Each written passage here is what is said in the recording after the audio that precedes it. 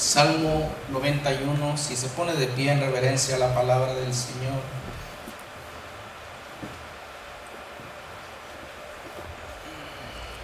Voy a leer todo, ya sé que mi esposa leyó bastante. No voy a hacer una exégesis de todo el Salmo, nada más tomaré un par de principios y después nos iremos a descansar a nuestros hogares. Salmo 91, lo tenemos. Amén. Dice la santa palabra del Señor: el que habita al abrigo del Altísimo morará bajo la sombra del Omnipotente.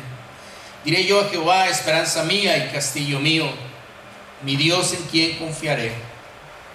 Él te librará del lazo del cazador, de la peste destructora. Con sus plumas te cubrirá y debajo de sus alas estarás seguro. Escudo y adarga es su verdad. No temerás el terror nocturno, ni saeta que vuele de día, ni pestilencia que ande en la oscuridad, ni mortandad que en medio del día destruya. Caerán a tu lado 1000, 10,000 a tu diestra, mas a ti no llegará. Ciertamente con tus ojos mirarás y verás la recompensa de los impíos. Porque has puesto a Jehová, que es mi esperanza, al Altísimo por tu habitación. No te sobrevendrá mal, ni plaga tocará tu morada.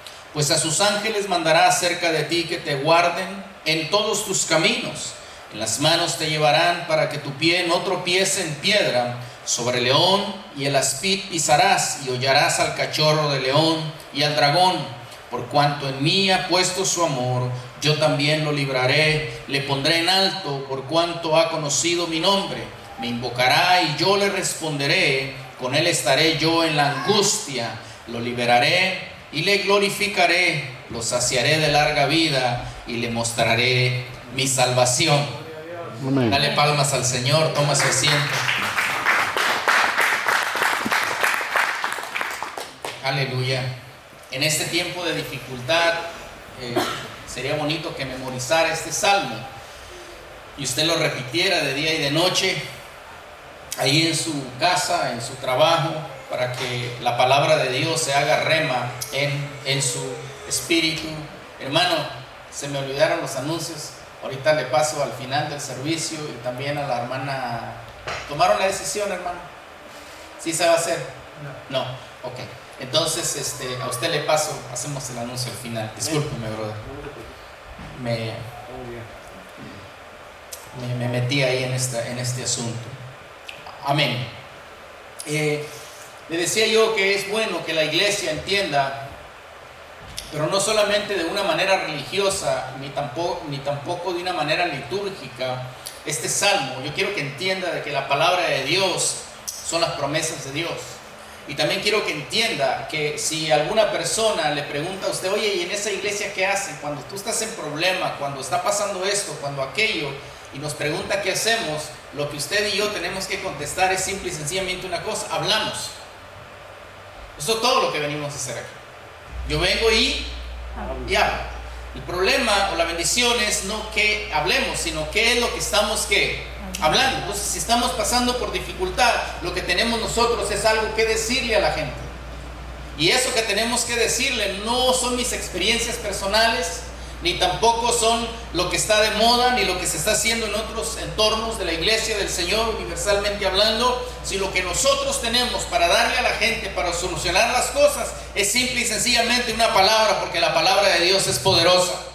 La Biblia dice que Dios creó los cielos y la tierra con el poder de su palabra. Entonces, lo que usted y yo podemos ayudar financieramente, usted y yo podemos llevar una despensa, llevarle unos granos de arroz y frijoles a alguna vida, usted y yo podemos visitarle mientras esté enfermo, usted y yo podemos hacer 1000 cosas por la gente, y todo eso la iglesia tiene la responsabilidad de hacer. Pero más importante que eso, la iglesia tiene la responsabilidad de hablar una palabra de vida, una palabra de esperanza, una palabra de Dios pueda cambiar y transformar la existencia y la esperanza de las personas. Amén. Eso es lo más poderoso que tenemos, y eso es lo más poderoso que tiene Dios, la bendita y santa palabra de Dios. Entonces, hablando de la palabra, déjenme ver si salgo de la introducción de esto.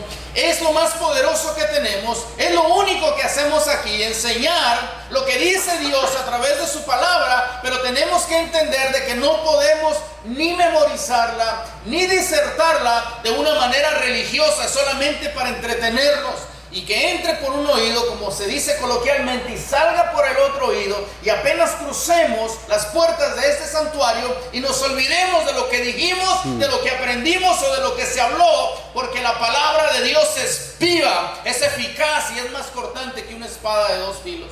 Entonces es importante, porque usted y yo podemos conocer y memorizar la Escritura, y eso es bueno, de pasta a pasta, y entender dónde están todos los libros, y ser los campeones en los concursos, en las competencias de memorización de textos bíblicos, o de esgrima bíblico, o de todas, estas cosas. Pero lo más importante es que la palabra se haga rema en nuestro espíritu, abunde en nuestra mente y en nuestro corazón, y que creamos en esa palabra, y en esa palabra nosotros caminemos todos los días de nuestra vida. Eso es lo más importante, porque de lo contrario solamente somos religiosos. Platicaba un poco con mi dentista, y yo declaro en fe que está cerca del reino. Gracias, hermano. Y está atendiéndome y me dice, oye, I have a question for you. Digo, sure. Y me comienza a preguntar algunas cosas. Y me dice, well, I'm not really a religious person. Soy más una persona espiritual más que religiosa. Okay. Dice, el otro día estuve platicando con una persona y me comenzó a decir lo que estaba pasando. Y ella, la pregunta que tenía era, ¿por qué hay gente que dice tener a Dios, que practica ciertas cosas, que memoriza ciertas cosas, que va, como ella dice, a their holy places, y se reúnen y hacen cosas, dice, y después son gente mala? Son gente que no le importa a la otra gente. O sea, en otras palabras, no hay coherencia en lo que ellos dicen ser, o más bien en lo que ellos hacen que en lo que ellos son. Dice, le pregunté a otra persona que comienza a leer la Biblia, lo único que me dijo, y dice, como que me golpeó, me dijo, nomás no andes criticando a la gente. Y entonces me dice, no sé qué piensas, y cuando me dice no sé qué piensas, ¡pum!, me mete la aguja en la encía. Y yo me quedé así, casi me da risa. Y yo, ¿por qué me está preguntando? Y luego me mete la cosa esa ahí, y ya no me deja hablar. Y yo, ya no puedes hablar. Varias veces he hablado del evangelio con ella. Ella creo que es de la India. ¿Es de la India?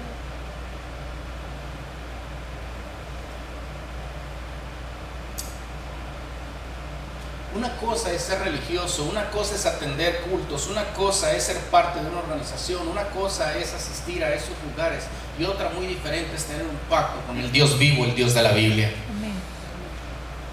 Una cosa muy diferente es que usted y yo podamos ser maestros de esta palabra, y podamos memorizarla, y podamos recitarla, y podamos encontrar todo lo que queremos allí y cargarla y hacer uso de ella. Y otra muy diferente es que creamos lo que dice esta palabra. Y que esta palabra verdaderamente sea el callado, sea la lámpara, sea la regla, que es la que dirige, la que conduce nuestras decisiones y nuestra vida. Yo gasté como 7 semanas en el Salmo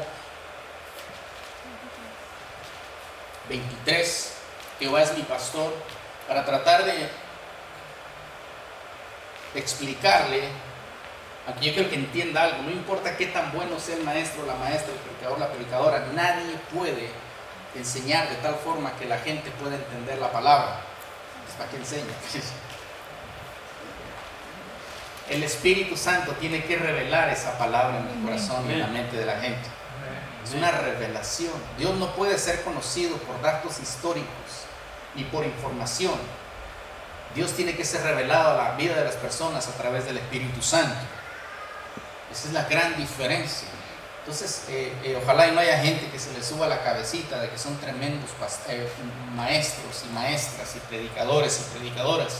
Dios tiene que tomar a través del Espíritu la palabra y revelarla en el corazón de la gente. Entonces, la palabra esta que nosotros enseñamos y leemos todos los días, espero, necesitamos no solamente de una manera religiosa y litúrgica, ni tampoco de estudio, porque este es un libro poético, es un libro histórico, es un libro teológico, es un libro que habla de los principios de cómo vinieron a existir el universo.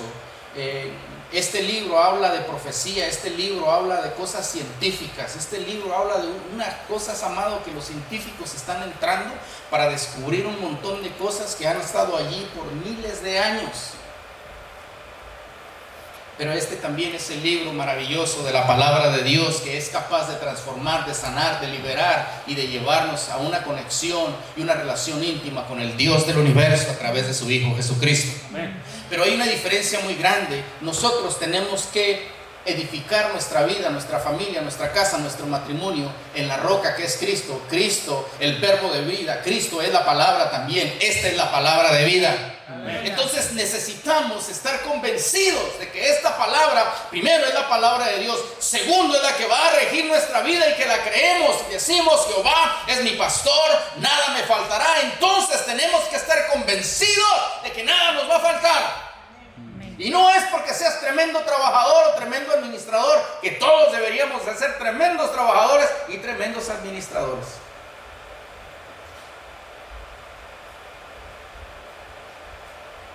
Pero es por el hecho de que Jehová, el Todopoderoso, el cual sostiene toda forma de vida, eso es lo que quiere decir, también nos sostendrá a nosotros.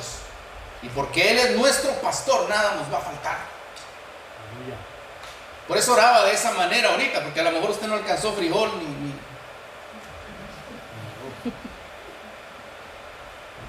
Dios puede hacer cosas tan increíbles, hermano. Yo me reía yo mismo, porque me he pasado muchas noches en vela, y no es porque estoy orando, sino porque trae un dolor aquí que ya casi lloro. Y no podía dormir.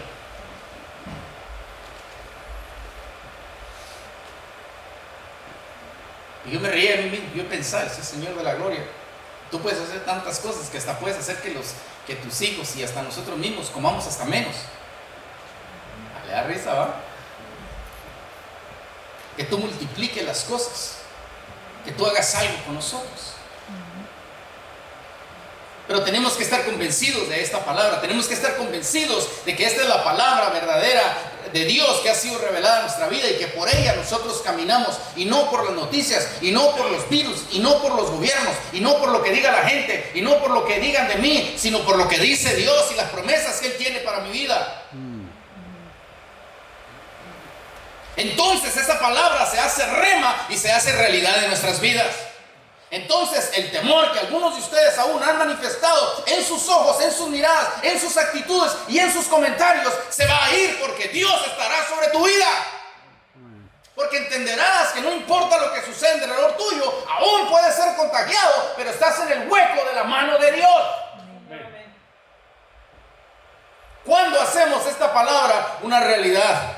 Y el salmista, que aunque es anónimo, la mayoría se inclina porque fue David, él escribe este salmo de una manera magistral, y él dice: el que habita al abrigo del Altísimo morará bajo la sombra del Omnipotente. Note usted que solamente en este texto podemos gastar semanas enteras. El que habita al abrigo del Altísimo. Si hacemos un exégesis de este texto nada más, nos vamos a quedar ahí un buen rato. ¿El que qué? Habita. El que habita. Primero, ahí paramos. Es decir, usted y yo podemos congregarnos. Usted y yo podemos tener una tarjeta de membresía. Usted y yo podemos ofrendar, cantar en alabanza. Usted y yo podemos tocar instrumentos, danzar y asistir y servir en la iglesia. Pero hay una gran diferencia entre eso y habitar bajo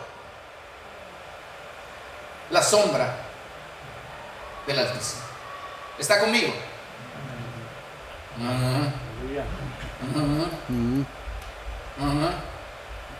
¿Qué es eso, hermano? Dígame. Amén, aleluya. El que habita. Entonces, Dios no es responsable si de una manera voluntaria usted decide o yo decido no habitar. No tiene que ser una decisión personal, intencional. Yo decido habitar. Yo decido meterme debajo de. Yo decido, Él es mi Dios. Yo decido habitar. Es decir, las promesas aquí de Dios a través de este salmo son condicionales. Vuelvo y repito, como dijo esta señora, esta doctora, van a sus holy places. They do their, sus protocolos religiosos. Aún aportan para las misiones, aportan para el ministerio, aportan para todo esto. Pero hay una diferencia muy grande. Y dice, pero yo veo su forma de vida. Son personas malas. Son personas que no les importa a otras personas. Son gente que no hace nada por los demás. Son gente egoísta. Son gente esto, son gente aquello. Y entonces aquella vino y le pegó con la Biblia de madera en la cabeza. Y le dijo, lo que usted tiene que hacer es no criticar a las personas. Y la dejó en el aire. Pues si bien es cierto, ese es un principio bíblico, también de una persona impía está viendo que no hay coherencia, como dice el gran apóstol Pablo, en lo que nosotros decimos ser y lo que verdaderamente nosotros practicamos. Tienen que ir de la mano. De ahí la importancia de que en este tiempo de oscuridad y de tinieblas, usted y yo seamos congruentes con lo que decimos ser, con lo que decimos creer, y de esa manera caminar. La gente alrededor de usted tiene que mirar que usted verdaderamente está viviendo y está tomando decisiones no basadas en el temor. Un escritor dice, most people run away from something and not run to something. Corremos o huimos de algo y no corremos más bien hacia algo. Y el que corre de algo no sabe a dónde va. Y el que corre de algo no tiene un derrotero, no tiene una meta. Lo que lo está moviendo es el temor. Jamás, ni un ser humano, pero menos los hijos de Dios, tienen que tomar decisiones, ni ser movidos por el temor. Pastor, ¿usted no tiene miedo? ¿Cómo no, hermano? Si parezco una niña a veces. Dios de la gloria, se está transmitiendo esto. Sí, me da miedo. Pero no es que tengas miedo, es que haces cuando tienes miedo. Si tomas decisiones por temores, te vas a equivocar. Y entonces tiene que haber congruencia en este tiempo.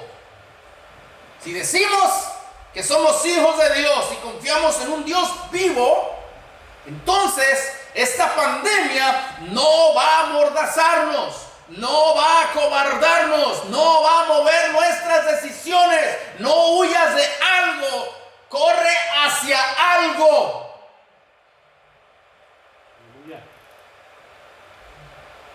Tiene que ser una intención. De manera consciente, el que habita.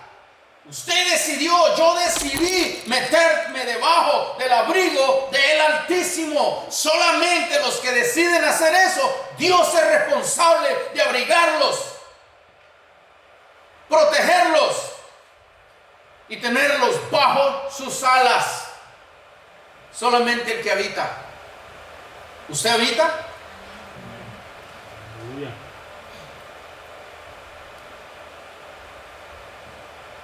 Es una decisión personal. Por eso es que Dios no es responsable de todos los que se reúnen en las iglesias. Por eso es que Dios no es responsable de contestar las decisiones, las necesidades y las oraciones que nosotros elevamos a Él. Nuestro Dios es un Dios de pactos. Dígale a la persona que está al lado, es un Dios de pactos. Y Él hace pactos de una manera voluntaria con la gente que quiere. Y si usted ha hecho un pacto con Él, ahora Dios ha entrelazado su vida, sus decisiones, su palabra y su voluntad a la de usted. Y usted se compromete y Él se compromete también.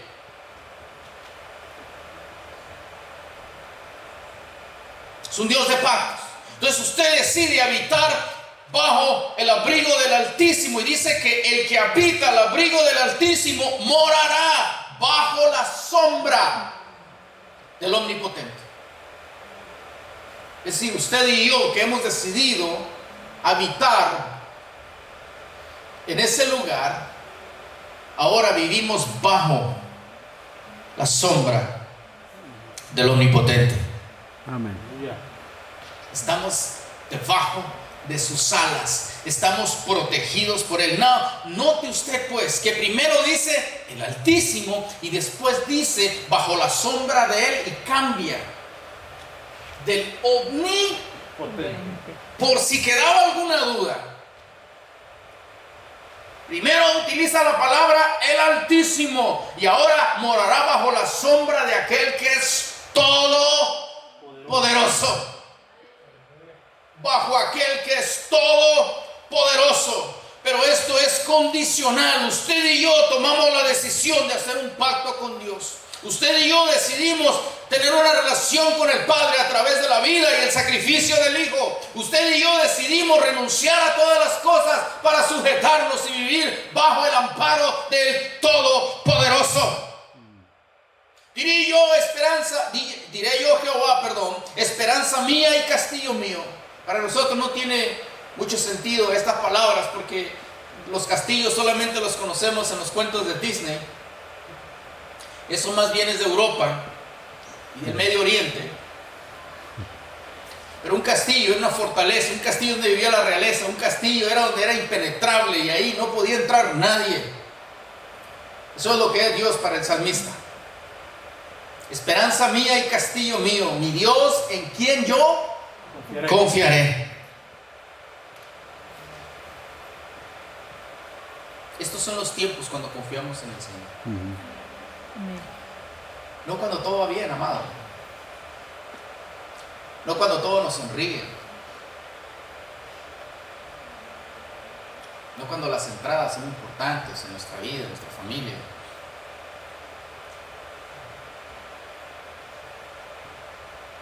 Ahora es que se descubre el cimiento.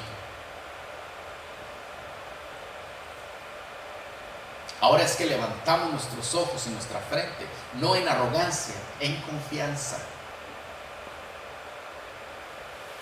Y declaramos la gloria de Dios sobre nuestras vidas. Algunos lo ven como arrogancia, pero es confianza. Mi Dios en quien confiaré. Él te librará del lazo del cazador y de la peste destructora.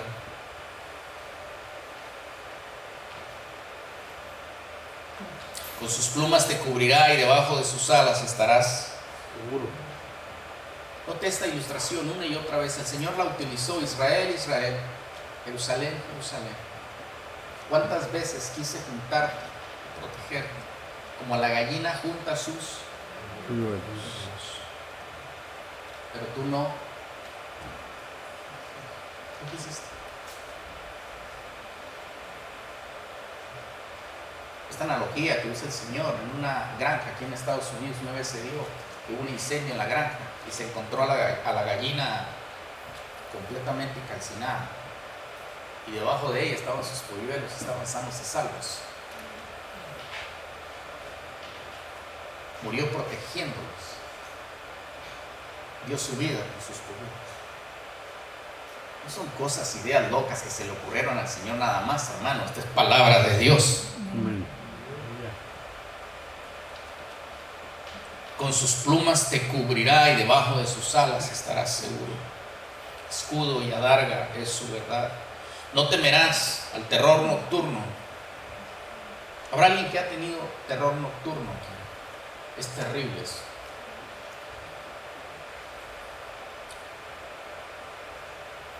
Ni saeta que vuele de día, ni pestilencia que ande en oscuridad. Ese virus anda en el aire, pero no lo podemos ver.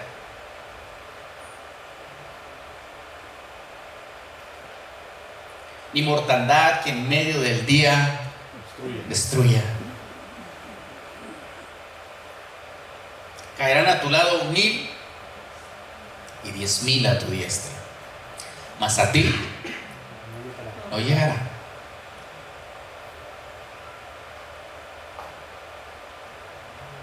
Este salmo es poderoso, pero es poderoso para los que creen. No sé de qué manera se lo puedo explicar. Le pido al Espíritu Santo que se lo revele, que lo haga rema en su espíritu. Es para los que lo creen. Lo que no es solamente una buena literatura, qué poesía, qué cántico, cómo se inspiró, y podemos hacerle un cuadro y ponerlo en la sala de nuestra casa, o poder meditarlo y poder pensarlo, pero esto es para los que creen.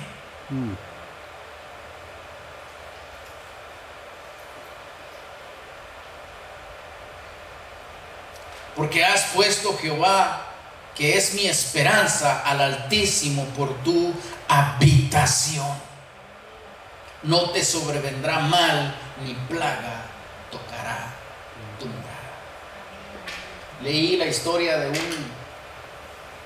un hermano allá en el 1500, por allá, cuando la peste negra en Europa.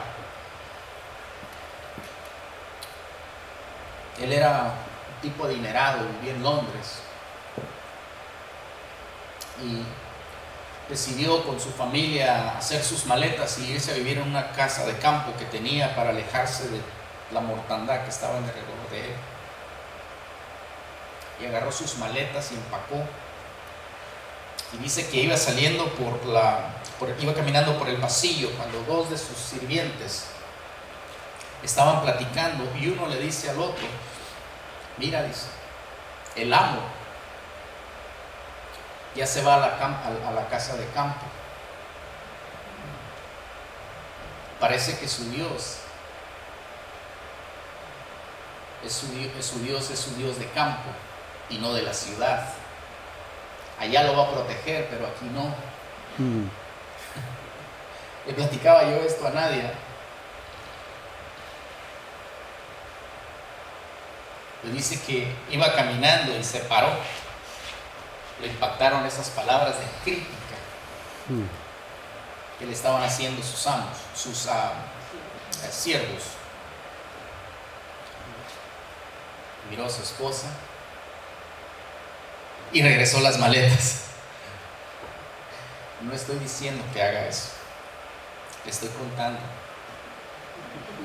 una ilustración de un hecho verídico, histórico, que está en los anales de la biografía de este señor. Regresó, reacomodó todo, porque se dio cuenta de lo que decía Nadia de la Escritura, que nuestro Dios es el Dios de los valles, pero también es el Dios de los montes. Es el Dios de la tierra prometida, pero también del desierto, de la montaña, de la tierra que fluye leche y miel. Pero nuestro Dios es el Dios que está en todo lugar. Amén.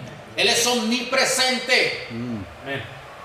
Arriba, abajo, debajo del mar, en los cielos, en la atmósfera, en todo lugar está nuestro Dios. Amén. Y se regresó y comenzó a trabajar en favor de todos los contagiados y los enfermos, hasta que aquello hizo una mortandad que no me recuerdo si 2/3 partes de todo lo que existía en Europa murieron. Y nunca se enfermó, y su familia tampoco. Vuelvo y repito, No le estoy diciendo que vaya y se meta allá con los enfermos. Lo que le estoy diciendo es de que el Dios que hemos creído nos protegerá, nos guardará y no permitirá que nosotros padezcamos. Y si aún llegara a pasar, tenemos que entender dos cosas. La primera, que Dios está en control. Aleluya. Dios está en control.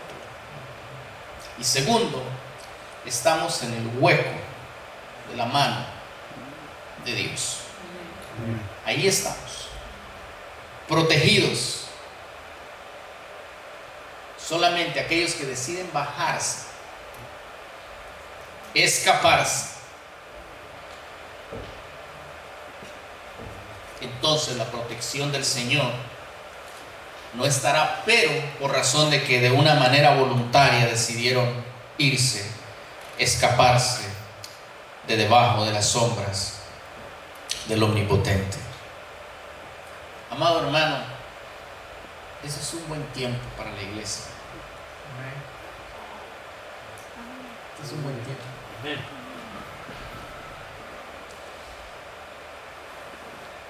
Nadie te va a criticar las decisiones que usted tome.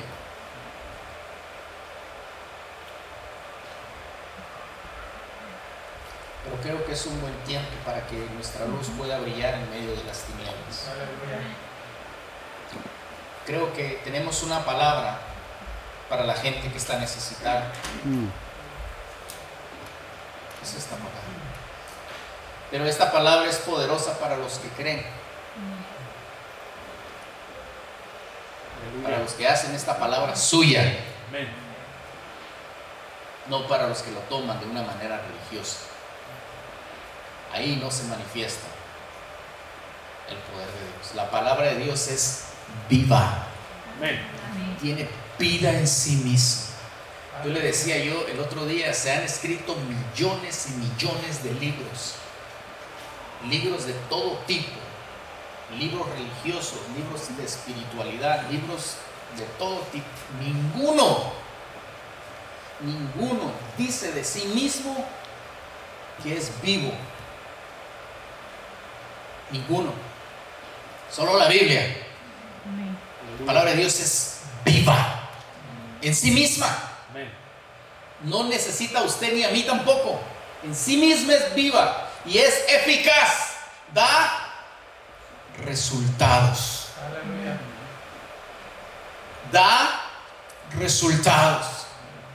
Pero aquel que la cree, la pone por obra. Ponte de pie entonces, vamos a retirarnos a la casa. Hermano, pase hermano.